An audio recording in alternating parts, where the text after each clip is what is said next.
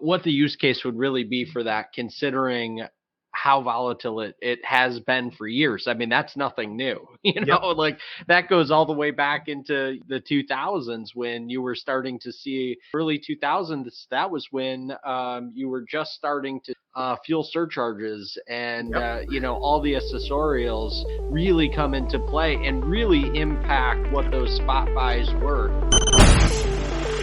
Growing a business requires a holistic approach that extends beyond sales and marketing. This approach needs alignment among people, processes, and technologies.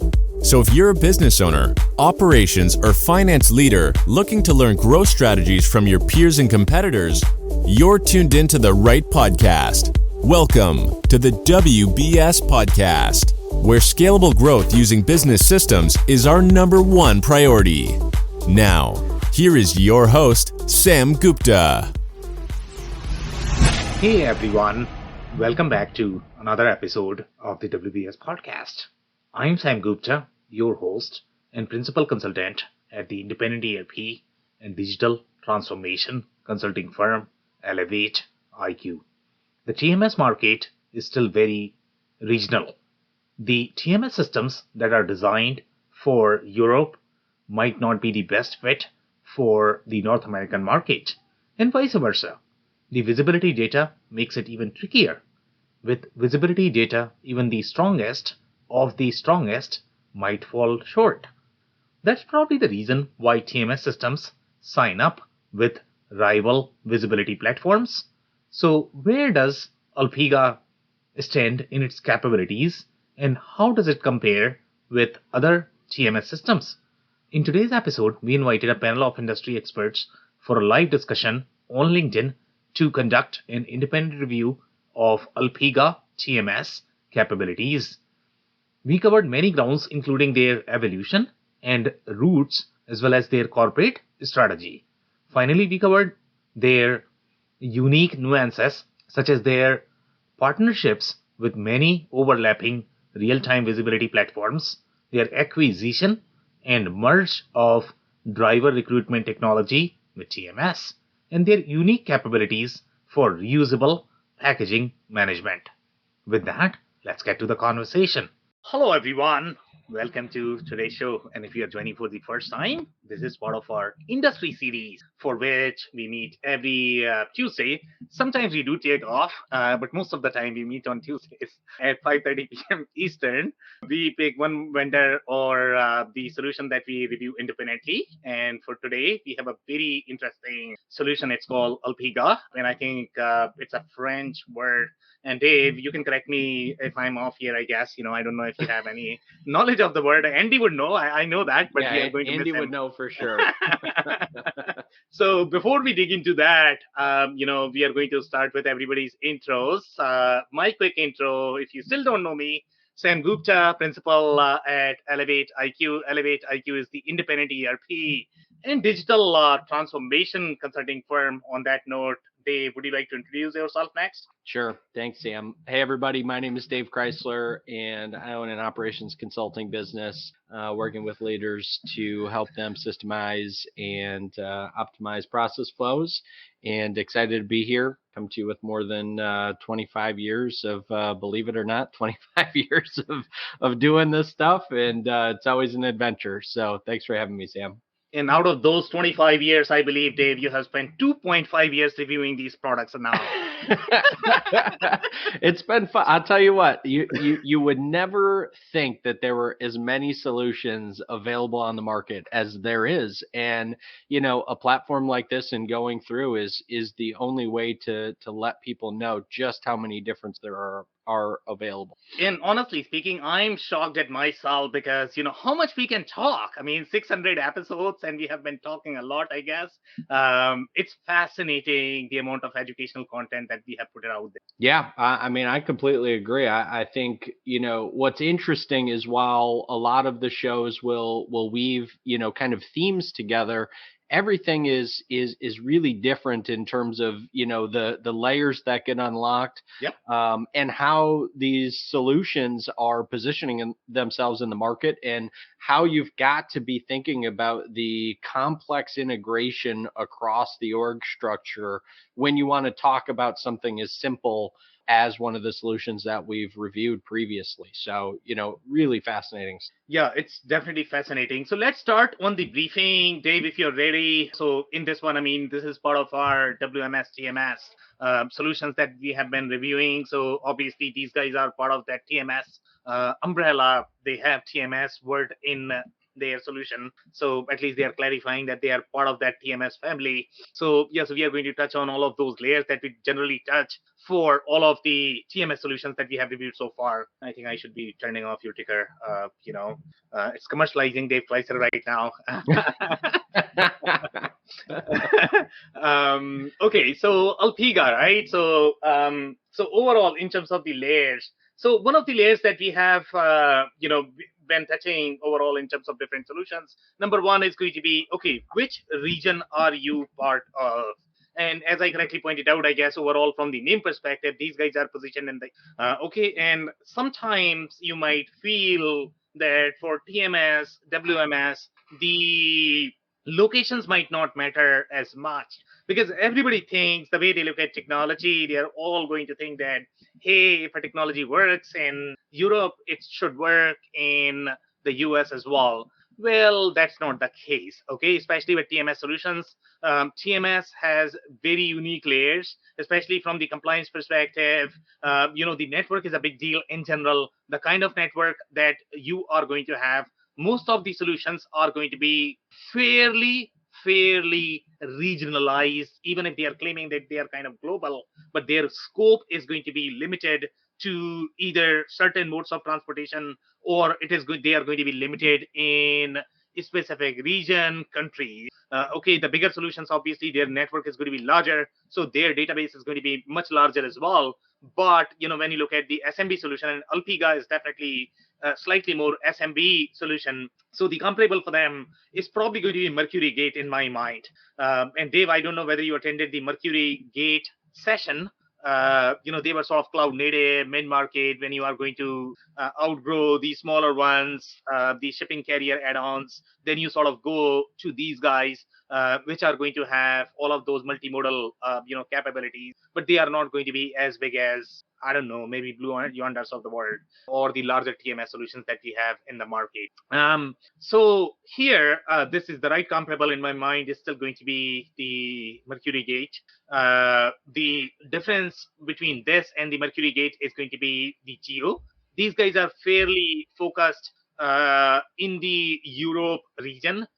They are very well concentrated there. In fact, if you look at the way the freight exchanges work, they are going to be very specific to just one country, one market. They are generally not going to cater to any other markets, and that's where these guys are getting data from as well. And Alpega was very well penetrated into 3 or 4 or 5 different countries. They obviously expanded, acquired a lot of different companies, so now they are much bigger. But initially they were very focused on certain countries. The other layer that we like to touch on is the external versus internal supply chain, I guess.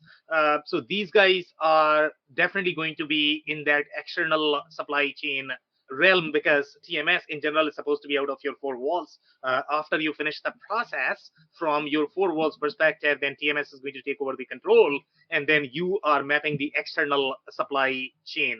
In terms of the suite, their suite is not going to be as rich as your Blue Yonder or E2 Open. Generally, suite has 3 or 4 different components that we have been touching so far. 3 circles of, I don't know, the TMS suites, I guess, or supply chain suites, right? Dave, so that is going to be your network, execution, as well as planning.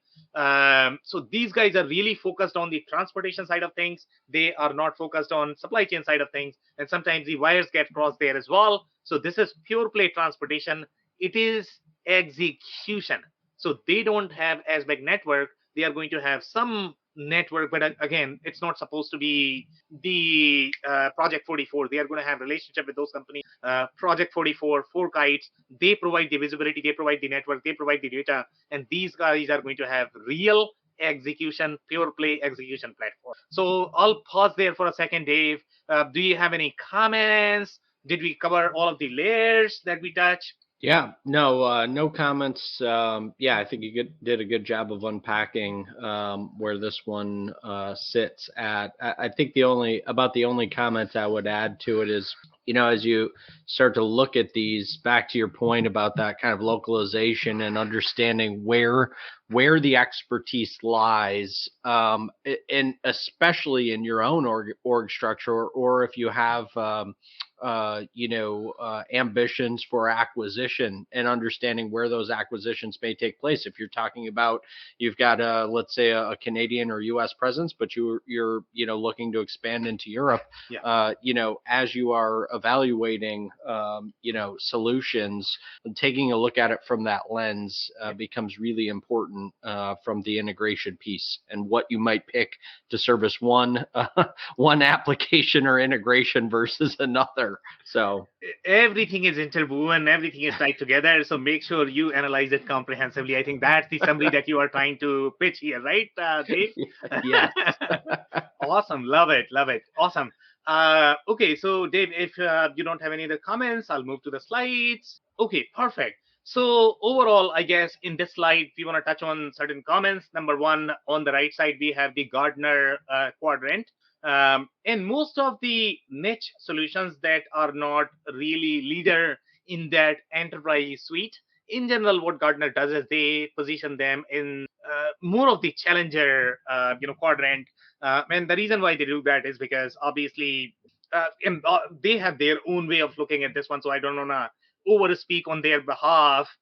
You have the ability to execute. So obviously, from their perspective, they are going to have a lot of functionality. But typically on the right side, they typically miss because of that enterprise focus in general. So here, from our perspective, if you look at Alpega is a very mature solution, but they are primarily in that SMB space.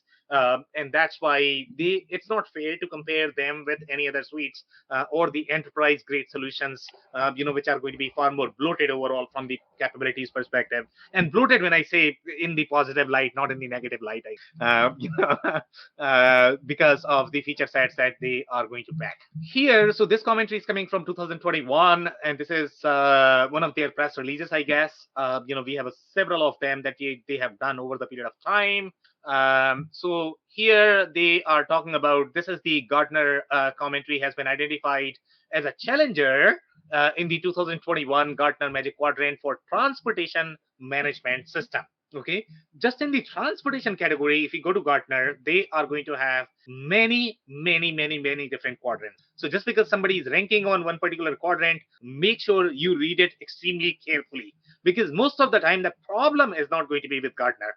Gartner is amazing. Okay, the problem is going to be the guys who are reading it. They don't know how to read it. Okay, so make sure you guys, pay attention to the fine lines in terms of what Gartner is trying to say, communicate. So in this particular case, transportation management system is referred to those systems which are going to be slightly more execution centric. It's not the term. It is going to be for the pure play TMS capabilities. For other capabilities, there might be other quadrants that might be a great fit, but this is really for the TMS capabilities.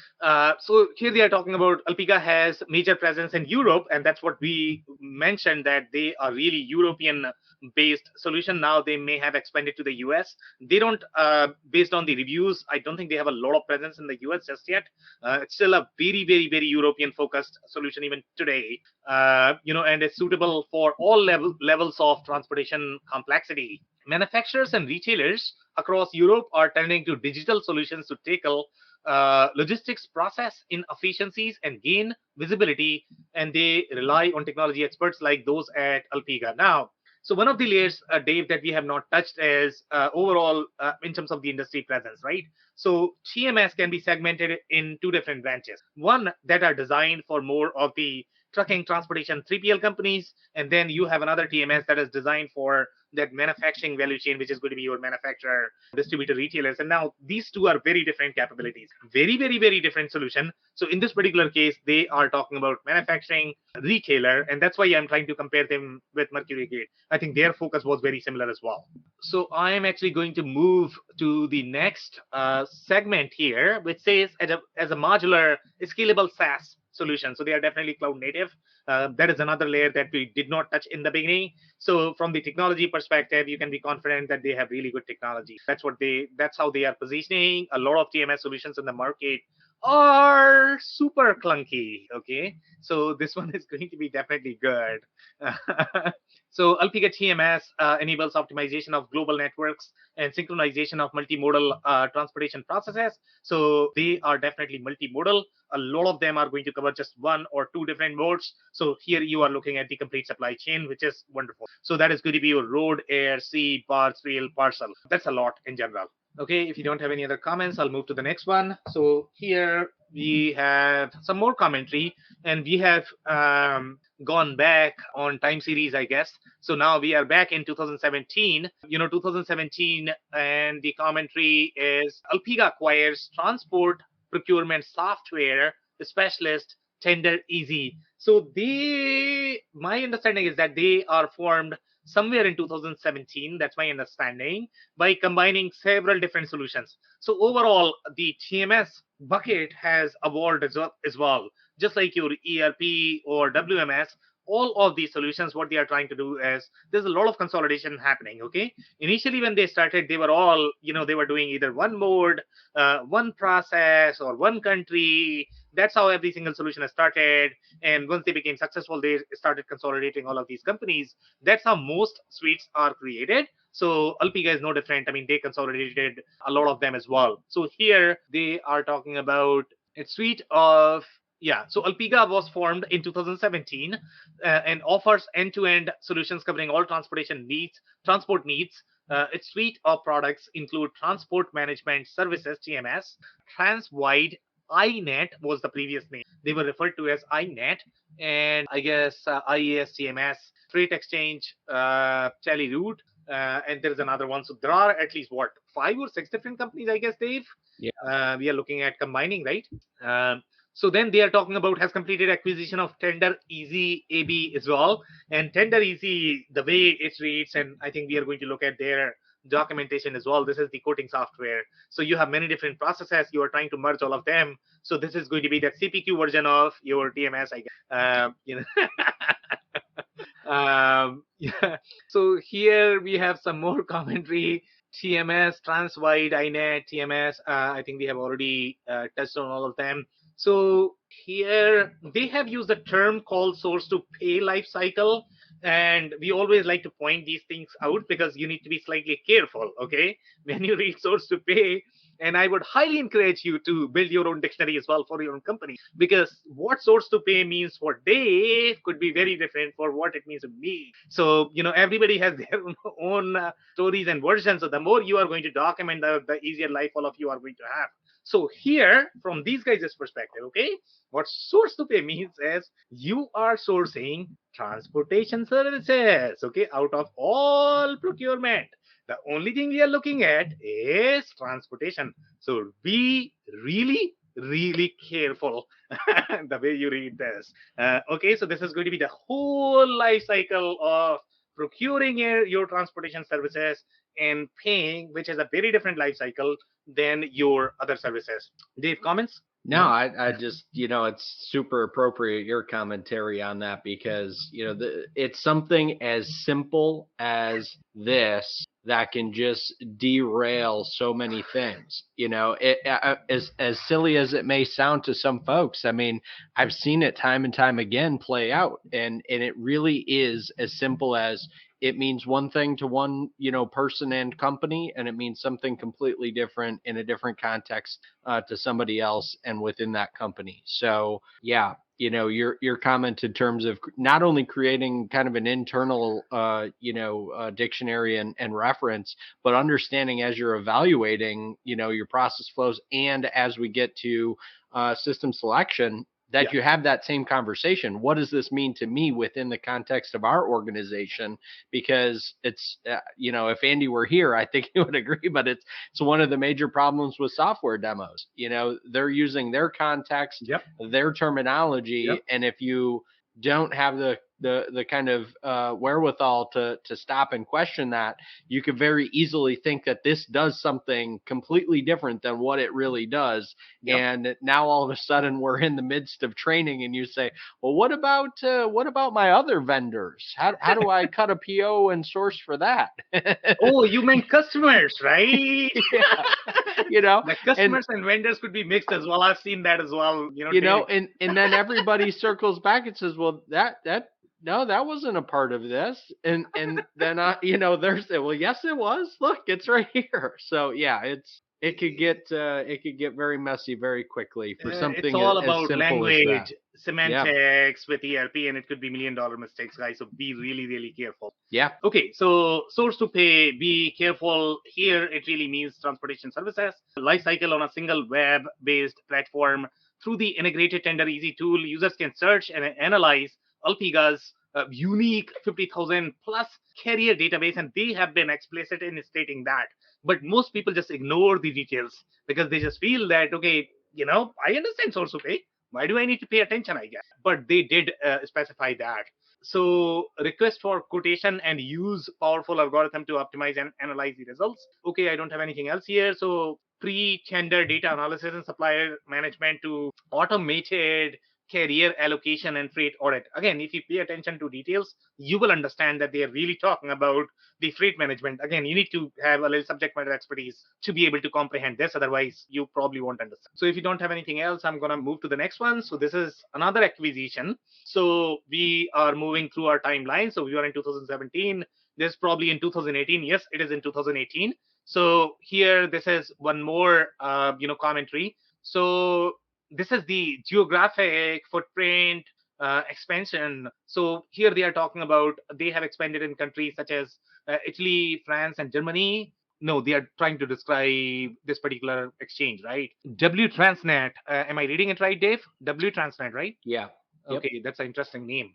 Is the leading freight exchange in Spain and Portugal with a growing footprint in countries such as Italy, France, Germany, and they are talking about some sort of ownership, founded in 1996, headquartered in Spain, used by more than 11,500 customers. I don't have anything else here. So yeah, so they were in some other areas. So Alpega was in other areas such as your France, Romania, and they expanded in these countries, through this acquisition. So that was the effort as part of this acquisition. With this acquisition, they are stating that Alpega is growing its carrier network to significantly more than 70,000 transport professionals across Europe. Again, Europe is a keyword here that we have already touched, which provides for a strong value add to its customer. 70,000, if you compare this with other networks, for example, E2 Open, etc., this is very, very, very, very small network. And again, this is the mid-market platform. Okay, they are concentrated in Europe. So for them, it might be okay. But if you simply compare apple to apple in terms of network size, this is small. Dave, if you have any comments, we can take that or move to the next one. Okay, so now we are in 2020, 2 years ahead, I guess. So here, this is the growth announcement, and they were growing really fast, I guess, from 19 to 20, which is very interesting. And that's where COVID hit, I guess, right in Feb 2020, right? If my recollection is right. So here they are talking about acceleration in the SME segment. So they did a lot in the SME segment. So as you can probably infer from here that they are very well penetrated in the SMB space. They are not meant to be enterprise solution, as more and more mid-sized companies embrace technology to enable business efficiency and reduce cost while lowering carbon emissions. In 2019, we added 83 new clients in the TMS world in the SMB space. That's a lot. Then can I start with a solution focused on FTL, full truckload, and road transport before expanding to incorporate live tracking or advanced planning while addressing multi-mode land, sea, rail, and air with less truckloads LTL. So obviously they are trying to grow a lot in terms of their geographic footprint, in terms of different modes that they can support, as well as different capabilities. Yeah, so this has been their journey. I mean, they have grown a lot overall in terms of the thickness of the solution as well, just like any other TMS platform. Next, okay. So did I jump two or just one? One, no, two. Yeah, just no, you're No. good. So this is the next one. I think we jumped the shipper one. So this is the next announcement. So this is also in 2020. Last slide was in what, Feb 2020, Dave, right? Yeah. Yep, So this is in, February to June. yeah, so June 2020. So 4 months ahead, and here they have partnered with Shipio. Okay, and one of the trend that you may be able to notice is Shipio is a very European centric real time transport visibility platform. There is a distinction. Okay, so you have platforms that are designed for visibility, and there are platforms who are designed for execution, and this is the marriage made in heaven. You need data, you need execution. It's almost like SNOP and ERP. Okay, FP&A and ERP, that kind of marriage. Okay, because one is data platform, one is slightly more operational execution, transactional processing platform. So in this particular case, the TMS is going to be your transactional processing platform. Shipio is going to be network data. Planning is you are going to get from there. But again, Shipio is the European variant of your Project 44, your four kites of the world. They are slightly more in the US. Shipio is in Europe, and the reason why they have partnered with them first is because both are present in Europe. So you can deduct from this one that they are really Europe focused solution. Now, Alpega TMS, by gathering real-time information on multimodal transportation flows in over 60 countries with a strong focus on road and maritime. Okay, so they were focused on road and maritime. I think they have added other modes later on. It offers best in market estimated time of arrival accuracy. Now, if you are going to read the marketing material of every single package out there, they all are going to have best in market estimated time of. There is no way in the hell you have that. The reason why you don't have that is because you require data to be able to predict confidently, and your network is not as big. Okay, so the bigger the network, the more data that you are going to have, especially proprietary, then your algorithm is going to be far richer. So if we talk about the accuracy of the algorithm, again, it goes by the network. These guys will not have that. This is all marketing. Okay, so pay attention to the strength of the network. This could be a great solution for mid-market, and like not everybody has to get like 99.99%. You might be okay. I mean, I'm okay with 90%, I guess, or 80%. Who cares? So depending upon how much you are paying, but this may not be the best in market estimated time of arrival accuracy, even though as the European leader for real-time transportation visibility, Shipio was a natural fit, and I completely agree. It was a natural fit because they were both in Europe, so obviously, this makes sense for them. Now the next one. Now this is the interesting one, right? So this is in August 2020. So if we do our competition, Dave, so this is like what? After 2 months, right? Yeah, I mean, I was impressed 3 slides ago with the growth. I mean, it's but I mean, here incredible. we are talking about the Project 44. Okay, so Yeah. if you look at Shipio and Project 44, Project 44 is supposed to be the bigger daddy, of the real-time visibility platform. So if you really think about it, Dave, so the way real-time visibility works is, I mean, obviously you are acquiring network, you are acquiring data. That's why you are now technically Shipio and Project 44. They both are competitors. Okay, Project 44 is going to have much bigger network. They are penetrated a lot in the US. So they partnered with these guys as well. Now, if you had best in class accuracy with Shipio, why do you have to partner with Project 44? It doesn't make any sense. Okay, so basically the only reason why they are partnering, two reasons. Number one, either they are trying to offer the choice, or they are simply trying to gather data from as many sources so their insight can be powerful. But in general, in my mind, these two are very distinct offerings, because one is very strong in the Europe market, one is very strong in a lot of markets, including US. So that's where distinction is. But I mean, within 2 months, they signed up their bigger daddy as well. Yeah. My only takeaway on this was just the fact that they wanted to try to offset some of what the Shipio was doing kind of best in class in Europe with the North American market. So without knowing enough about Shipio to understand how much data they have access to on the North American side, Yeah. it could be that scenario too, where if they're either trying to come into the North American market or they're serving clients today with kind of what I laid out in terms of that, org infrastructure. Yeah. That would certainly make sense to why they would need to tap into the additional data. So, or, back to your point, it certainly could be, wanting to kind of say that we have it all.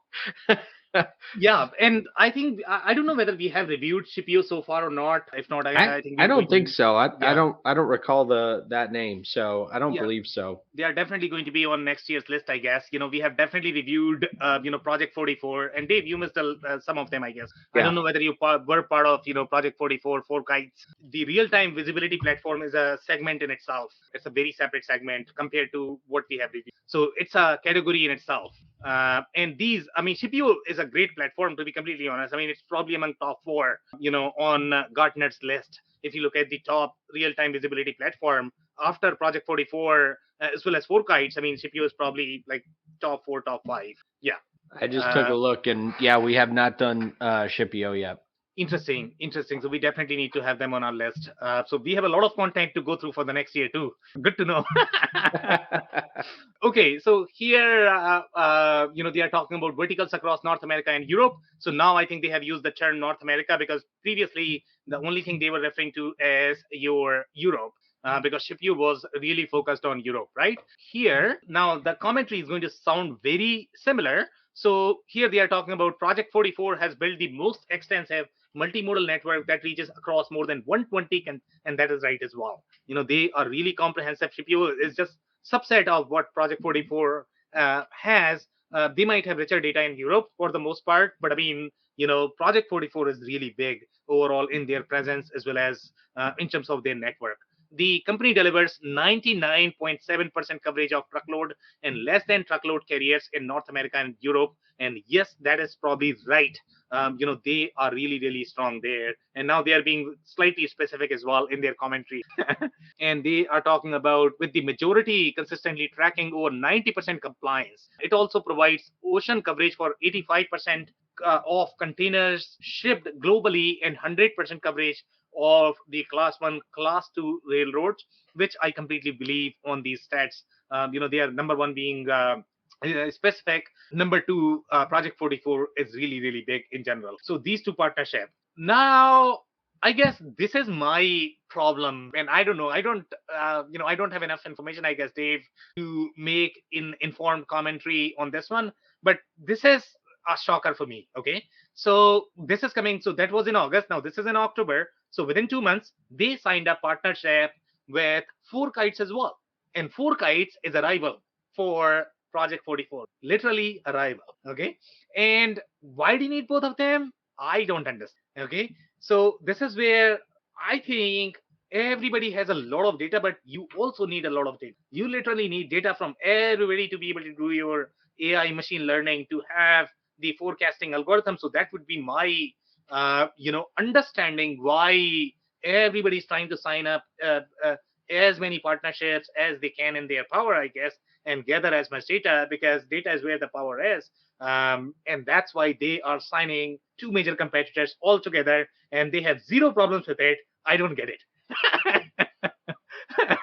Typically, enterprise software, Dave, you know how much politics is there. I mean, you never hang out with rival. As soon as you do that, your contract is. But with AI, we have seen Microsoft and Oracle hanging out together. So now I think everybody needs to be together, I guess, because everybody needs data. But this is happening in 2020. At that time, generative AI wasn't there. So they signed up a little early, which is very, very, very interesting. Now, global leader in real-time and predictive supply chain visibility for shippers, carriers, and logistics service providers as part of its strategic value added, adding partner ecosystem. I mean, it could be that it does seem like the way it is positioned, to be completely honest, is they are trying to be present in as many ecosystems, and they are really offering the choices. So let's say if the customer might already use 4Kites, or they might use your Alpega, then the customer can use. So they are going to be integrated, and they are going to have as many integration. That could be a possibility as well. So either data or the choices seem to make sense more based on this commentary. Okay, so here 2020 again, freight rate benchmarking and market analytics platform providing the world's largest data set of real-time and on-demand ocean and air freight rates. So this is another partnership that they have announced in 2020. So they have done a lot in 2020 when the world was going down, but they were acquiring left and right, I guess, which is very interesting. They must have a very hungry CFO. Yeah. So here, Tender Easy procurement platform and Zenita's, databases providing customers with latest information on rates. So this is the rate play. Again, they are trying to simply expand the capabilities. One thing that I have not noticed so far is the freight rate benchmarking. So this is slightly newer for me. I don't think we have seen this with any other platform. They might have, they might not be as expressive about this particular capabilities, but these guys, this seems slightly newer overall in terms of the TMS solutions that we have reviewed. But yeah, I mean, freight rate benchmarking, I mean, I would buy it blindly because obviously there's a real money there. Dave, comments? No, it's I agree. It's interesting. I mean, it's my first thought is, but even the highlighted portion. I mean, freight generally is a relatively volatile spot freight, especially anything LTL. So, it's interesting to see how that the access to the data and how you can aggregate that information. I'm sure there's insights to be gleaned from it, right? It's interesting how what the use case would really be for that, considering how volatile it has been for years. I mean, that's nothing new, like that goes all the way back into, the 2000s when you were starting to see, early 2000s, that was when you were just starting to fuel surcharges and, all the accessorials really come into play and really impact what those spot buys were. So I don't know, that was just kind of a couple of thoughts in and around that particular piece. I mean, it's, we know data drives it all. So, if you have the data, there's got to be insights. Yeah, those annoying pennies, they add up pretty fast. Yeah, well, they really do, and they can impact a lot of things outside of, especially from the decision-making process. So, it's interesting. Yeah, and Dave, I'll give you a story on that, right? I mean, as you know, we do a lot of selection and contract negotiation, right? So sometimes, I mean, these SaaS vendors, I mean, they're always, hey, don't worry about it, $50 an hour. So $50, per month, the SaaS license, $200 per month. And when you add the numbers, I mean, soon you are going to have like $1 million per year. And you're like, what? Like 20 users, $200 per month? How the hell it is $1 million?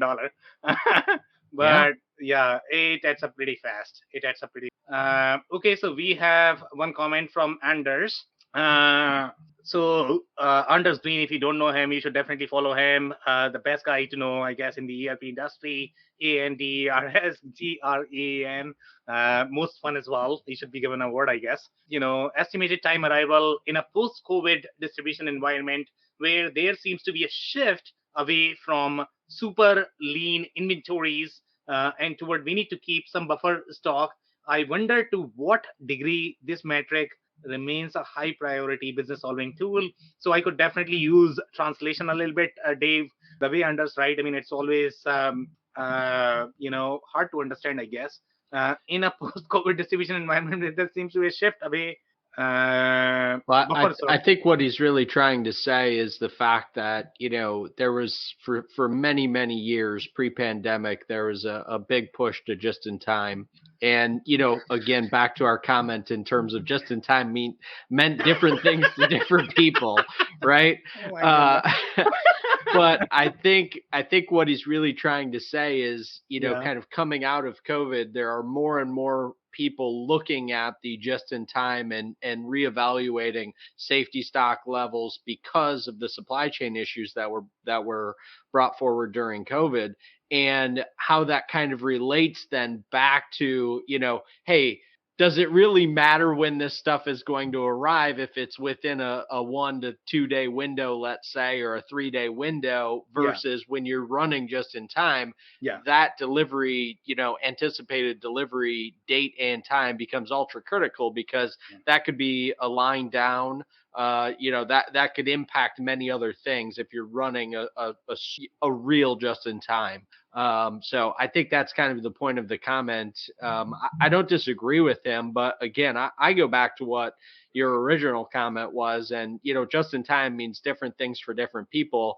I also dislike, and not Anders' comment, but this is a more generalized statement. I dislike very much that people associate kind of lean thinking and just in time around, eliminating or not having the appropriate amount of inventory. It's a, kind of a big misconception there. It's kind of like people that want to lump together those things with, layoffs or something that impacts direct labor. While some people will certainly utilize that as reasoning behind it, the intent is never to do either one of those things. So, felt that was a good opportunity to give a little lean thinking plug in there for folks. No, that was great. I mean, we should probably do that more, I guess. We need to align these things in terms of the way terms are used. And there is one more layer. I don't know, in your commentary whether we touched it or not, and I don't know whether that is coming across. But when you look at the estimated time arrival, okay, this is really from the transportation perspective, okay? So the total estimated time of arrival, when you look at more from the procurement perspective, obviously the time for your carrier is going to be part of that, because that's the total sum. But here, the only thing when you look at ETA is really for your carriers and drivers. Typically in the ERP community, the way ETAs are referred, it's very different from what they are saying. So here, the ETA is really from the carrier perspective, from the TMS perspective, for their scheduling, as opposed to your shop floor warehouse scheduling, which is very, very, very, very different. Just to be clear. Yeah. I'm sure it's not a stretch for many people to take a look at that and try to bring that data somewhere. But, there's like everything, there are so many variables that go into not just providing that, but what happens when you actually hit the delivery gate or security checkpoint, or depending on your org infrastructure. I've seen some pretty incredible things happen to truck drivers just trying to deliver material. Could not agree more. All right, so let's keep rolling here. So we have some more acquisitions here. So Alpega Group acquires Road Heroes, and this is a very interesting acquisition as well as business model, which I don't think I have seen a similar company before. So this is a very interesting acquisition. So here, Road Heroes truck driver platform. So, okay, the reason why I find it now, I recall this. So this is a very similar trend that we are seeing in the ERP community as well, where they are trying to consolidate a lot of recruiting capabilities as part of your execution platform, which is just fascinating for me, the way these architectural boundaries are being blurred. So this is very interesting, because typically all of these recruitment related to your drivers, they would fall under your HR bucket. You would not sort of consolidate that as part of your operational workflow. So it was always very siloed experience. But now they are trying to consolidate, because the driver availability became a huge challenge in the trucking industry, and that's why they are trying to consolidate. And that's why I found this particular acquisition very interesting. So here they are saying it is estimated that Europe has a shortage of roughly 400,000 truck drivers today, and this particular combination or consolidation we have not seen with any other vendor so far. So this is only with Alpega. Alpega provides a European-wide platform for hiring companies and prospective drivers to showcase why us and why me, in an effort to give both parties a competitive edge to fulfill the market needs, matching between job offers and truck drivers to maximize the reference. Now, don't ask me whether this is a right architecture, right acquisition or not. I cannot comment on that. I just find it interesting because this is new. I have never seen that before. Go ahead, You Dave. know, if you think about it, Sam, if you take kind of the people element out of it and look at it in more of a black and white scenario, to me, this is just another tuck in of a supply chain element. You can look at it almost as, procurement raw material. So, obviously it is significantly different than that. But I think the thought process around doing an acquisition like this, to your point, it's super interesting. And it would be in this type of scenario. I was thinking through what other types of scenarios might you see this in. I couldn't come up with one quickly, but I really like it. I think it's an interesting complement. It brings the kind of control element versus outsourcing that piece of it, which they've been doing through this third party, let's say. It brings that element back in and kind of brings everybody into alignment. Yeah. The people needing the work, the people, providing the work, and the process flow through that. So I don't know. For that reason, I find it really fascinating. Be interesting to see if there's some other, somebody. I don't know. I can't think of another great example, but I think this is an interesting one to check out. So I'll give you my version or my red flags why I find it slightly alarming, to be completely honest. The reason why HR systems are different from your financial operational systems is because HR has very different confidential data that you don't want to share with the organization. And here, when you are trying to tightly embed your HR data with your operational data, it's wild, wild west, I guess. So that's where, in my mind, the wires are crossed. But depending upon how much you are hosting, what processes are you hosting, where you are going to draw the boundary between your HR versus your core operational workflow. So I guess that's where I am. That's where my position is. And that is the reason why maybe other bigger systems, they are not combining these processes, because there is a cleanliness overall from the architecture perspective, Dave. Yeah, I could see that perspective for sure. In my, what I would anticipate to be an appropriate system architecture, there would certainly be some integration between those. But that is a good point in terms of depending on how, so again, that's a really interesting layer, actually, now that I kind of think a bit more about it, right? And I don't think it's something that we've really touched on before, specifically between, operations and HR, let's say. Getting there, we are going to have the whole list of ACM systems, Dave, very soon on. Yeah. Well, what's interesting about it, though, is there's two schools of thoughts in terms of how you would operate that business and build that system, architecture. So I won't go on a tangent, but really interesting. Perfect. Great comments there. So let's go to the next one, I guess. Here we are talking about several different layers. So we are going to simply touch on some of the terms, the way they have used. So they have used the term called procurement life cycle, but be careful. Procurement life cycle is only mentioned from the transportation perspective, so it is not meant to be generalized procurement. They should be careful in overstating their opinion, I guess. Yes, freight procurement, also called logistics procurement, here they have clarified, and that's how it should be worded. In my mind, the more clear you are, the easier it is for the customers. Is the process of purchasing transportation, so they are trying to describe that. Then here our freight procurement software ensures carrier compliance and enables you to transfer contracted rates to your ERP or TMS. So now the light bulb is going to go on. Okay, so you were TMS and you are transferring it to another TMS. What the hell is going on here? But the TMS space could be very interwoven in general. Companies might be using multiple TMS. So this particular component might be used only for that source to pay component, and they might be using another TMS such as SAP Oracle for the execution component. So there's a possibility. That's why they have worded it this way. And they are probably selling a lot of add-ons, as separate. Yeah, but that is sort of the handshake there between these two systems, I guess.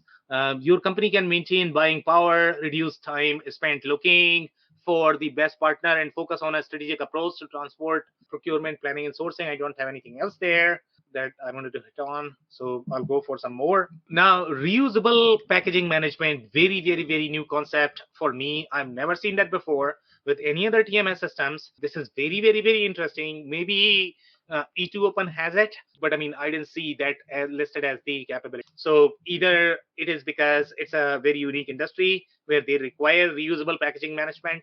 These guys do a lot of business in the chemicals industry. Maybe it is there, but this is a very interesting term that they have used, where your packaging is all the time. So this is tracking the whole packaging world, which is complex in itself. Packaging has its own sort of life cycle. Networks with complex packaging processes for a coordinated control tower view. So you have control tower view now for packaging as well. Oh my God, how many different control towers do we need? Now we will probably need a control tower for all of the control towers that we have. You need a consolidated view. Right, exactly. Exactly. Okay, do we have any here?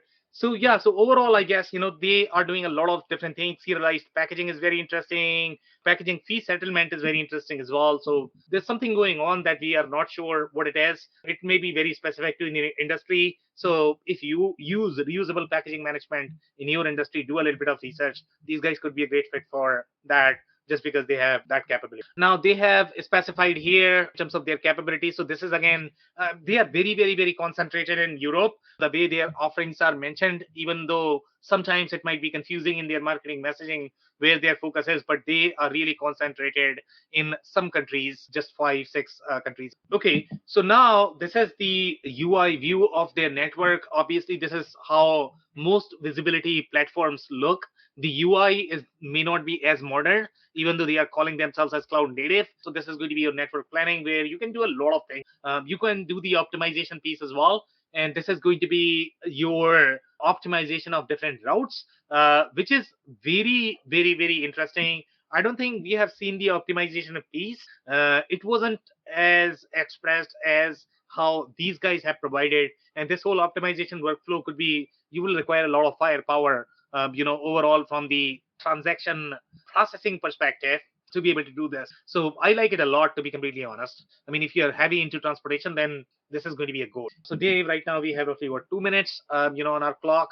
Do you want to go for some more slides or comments? Yeah, we can cover a couple. If you want to hit a couple of the reviews, that's fine. Okay, so here, this is the architectural view. Again, everybody sort of designs this from their perspective, but you need to pay attention to what is your architecture. This is a very TMS perspective here. Your EDI is probably going to be all over the place. Sometimes it might make sense, but sometimes, so you really need to design your own architecture, your own dictionary. I wish it was that simple. Right, Dave? Just grab it, man. Grab the architecture, out of the box architecture. How is that? Okay, so this review is coming from Gartner. They are complaining about user interface. That's our assessment as well, that user interface is not as great. They were compared with Mercury Gate, which would be my assessment as well. But they did this in India. So India, they are buying both of these platforms, which is very interesting. Okay, now this is media, $500 million to $1 billion in revenue. Here, maintaining the settlement records and also checking the real-time routing and movement of goods. It can trace the products globally, and hence it has no national boundaries to work. So it's a global solution. That's the conclusion that you can probably draw from there. Comprehensive systematic tracking, contract management is currently out of scope of this tool, for which we use other tool to negotiate the price. So CLM is a component as well. I don't know how many tweets can do the CLM capabilities, but these guys seem to be really big into that. What is that? Freight benchmarking is the term. Freight audit is very common. Freight benchmarking they have used, and they have used contract management as well. So, which is very interesting. Again, this is coming from India. India is buying a lot of TMS, I guess. Yeah. So Dave, we can take some comments, I guess, now. Yeah.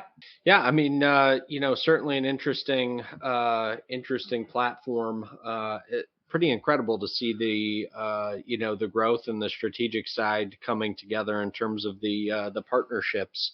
So, like everything that we talk about and review, it really comes down to taking a look at where you're at today, your needs, and evaluating it through that lens. I mean, I think for me, a couple of the great things that came out of today is going back and identifying those the terminology. I think that is beyond appropriate, and Yeah, I think that's probably the one of the best things that came out for today. A great reminder that we have to be on the same page when we're talking about. Yeah, could not agree more. Great comments, and it's all about language. With ERP, TMS, doesn't matter which systems you are going to use. Build your own language, align your understanding with every single vendor. That is going to be part of the deal. That will make your life much easier. Dave, any other comments before we wrap?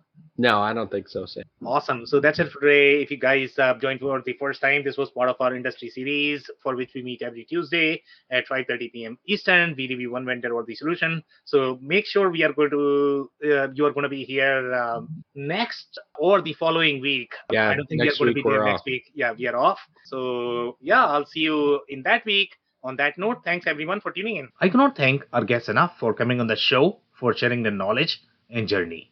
I always pick up learnings from our guests, and hopefully you learned something new today.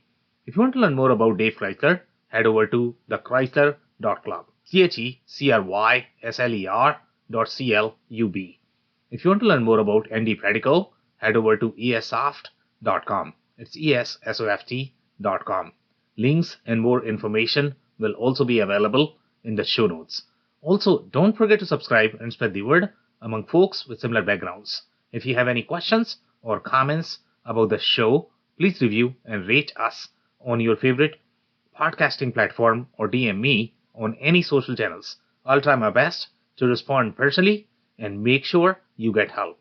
Thank you, and I hope to catch you on the next episode of the WBS Podcast. Thank you for listening to another episode of the WBS Podcast. Be sure to subscribe on your favorite podcasting platform so you never miss an episode. For more information on growth strategies for SMBs using ERP and digital transformation, check out our community at WBS.rocks. We'll see you next time.